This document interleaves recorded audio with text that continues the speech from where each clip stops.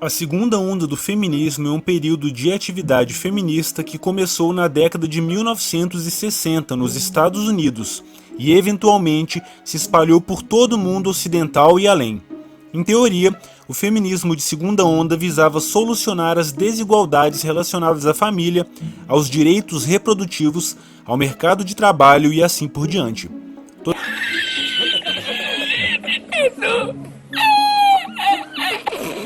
Todavia, a história, como sabemos hoje, possui muitas lacunas e é romantizada pela mídia esquerdista que perpetua o mito do patriarcado.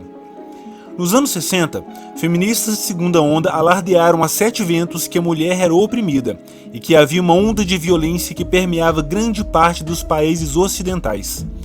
Com a lavagem cerebral que haviam feito, muitas mulheres começaram a se juntar ao movimento. Para isso, deveriam pagar uma quantia considerável em dinheiro. Ainda assim, o montante não foi o suficiente. Então, as feministas se aproveitaram dos abrigos de violência doméstica que estavam sendo criados e persuadiram as mulheres a pensarem que todo homem era violento e que estavam a lidar com uma questão de gênero.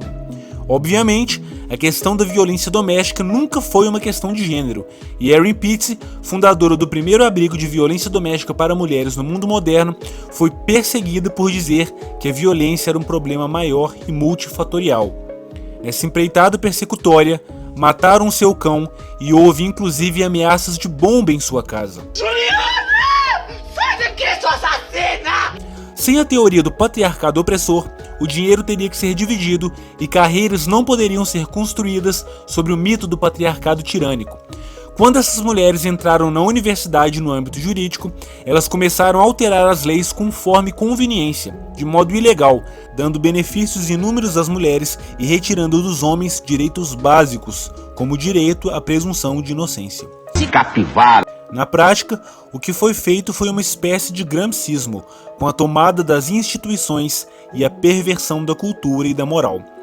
Vale ressaltar que essas feministas pertenciam a um grupo de marxistas radicais e que tornaram-se dissidentes para criar seu próprio movimento. Camille Paglia e Christina Hoff Sommers, críticas do feminismo atual, disseram que não acreditavam que aquele grupo feminista radical perseveraria e por isso não se prestou a devida atenção em suas pautas. Lição de casa: o mal deve ser destruído antes que se torne algo descontrolado e pernicioso. Em retrospecto, é estarrecedor como tanto ódio conseguiu perseverar e se tornar um movimento poderoso que o feminismo é hoje. Escritoras feministas famosas de segunda onda eram abertamente misândricas e participavam de grupos marxistas e judaicos. Valerie Solanas, escritora do Scam Manifesto, tentou assassinar Andy Warhol e mais 2 pessoas. A razão? Bom, Valerie acreditava que Andy exercia muito controle sobre sua vida e que queria roubar seu trabalho.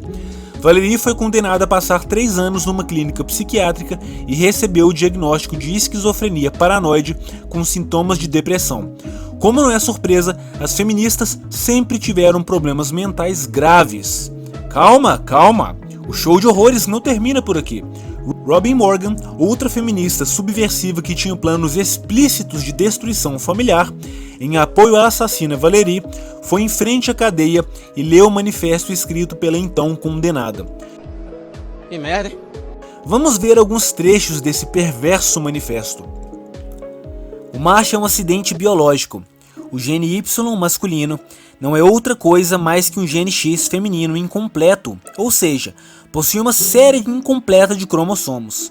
Por outras palavras, o macho é uma fêmea incompleta, um aborto ambulante, abortado na fase de gene.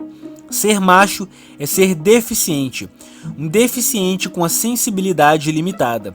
A masculinidade é uma deficiência orgânica, uma doença, e os machos são aleijados emocionais.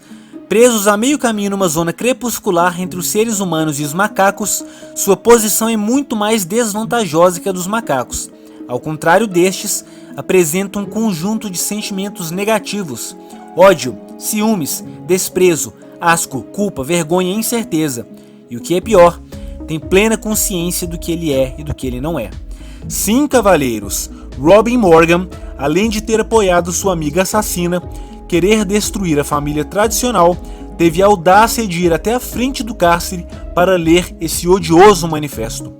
Como podemos notar, o feminismo de segunda onda tem uma vasta história de criminalidade e insanidade mental. Seu extremismo agigantou-se à medida que o movimento ganhou força e hoje vivemos num matriarcado tirânico que trata o homem como um cavalo ao relento. Ao se deparar com uma feminista, já sabemos o que fazer. Senhora, a senhora gravou, dá licença? Senhora,